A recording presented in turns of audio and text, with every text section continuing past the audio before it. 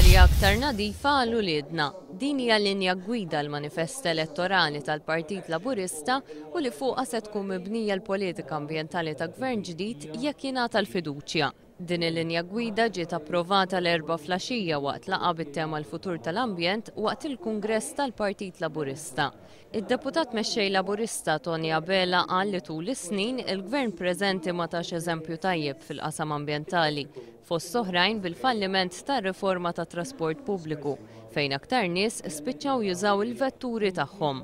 Saħaq li tibdilu l-progress jasal biss jekk il-gvern li jkun qed imexxi ikollu rrieda li jieħu deċiżjonijiet li jkun hemm bżonn. Għalli f'pajjiżna trid tidħol sistema ta' monitoraġġ effettiva tal-arja li jiġu identifikati l-kawżi ta' tniġġis u li tittieħed azzjoni immedjata biex l-effetti jkunu minimizzati. Wieħed mill-esperti ewlenin li tkellmu matul din il-laqgħa kien id-direttur taċ-Ċentru għall-Edukazzjoni u Riċerka Ambjentali, il-lecturer u professur Paul Patch. Ir-riċiklaġġ huwa waħda mill-aħħar options li għandna.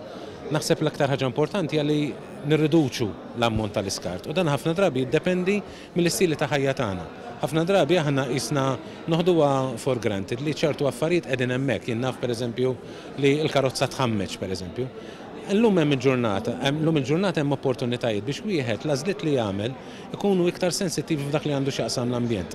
Meta ngħidu dak li għandu x'jaqsam l-ambjent wara kollox qed nirreferu għal saħħa tagħna, għal kwalità tal-ħajja tagħna. L-ispeċjalista fl-maniġjar tal-ambjent Alan Pulis saħaq fuq il-ħtieġa li ninvestu f'enerġija rinnovabbli u li naqsu d-dipendenza miż-żejt. It-tabib Jason Bonnici tkellem dwar l-impatt ta' tniġġis tal-arja u tal-heavy fuel oil fuq is-saħħa, kemm ambjentali kif ukoll dik tat-tfal. Fost semi oħra li ġew diskussa kien hemm l-impatt fuq l-ambjent u r-residenti tal-Miżbla tal-Matab, il-kontribut tal-għaqdiet non-governattivi, il-ġenerazzjoni tal-iskart u r-riċiklaġġ. Fil-laqgħa bit-tema l-futur tal-edukazzjoni, il-linja gwida approvata l-manifest elettorali tal-Partit Laburista hija aktar żgħażagħ ikomplu jistudjaw b'suċċess. Il-President tal-Partit Laburista Stefan Zrinzo Zoppardi qal li pajjiżna għandu jifraħ b'kull suċċess fil-qasam tal-edukazzjoni, iżda dan m'għandux jintuża biex jinħbew fallimenti fl-istess qasam. Saħaq li l-Partit Laburista jemmen li kulħadd għandu jkollu l-opportunità biex jirnexxi u għalhekk għandna niġġieldu nuqqas ta' tendenza fl-iskejjel għaliex l-edukazzjoni biss hija ċavetta biex tinbena soċjetà tal-futur fejn il-mobilità soċjali tkun realtà.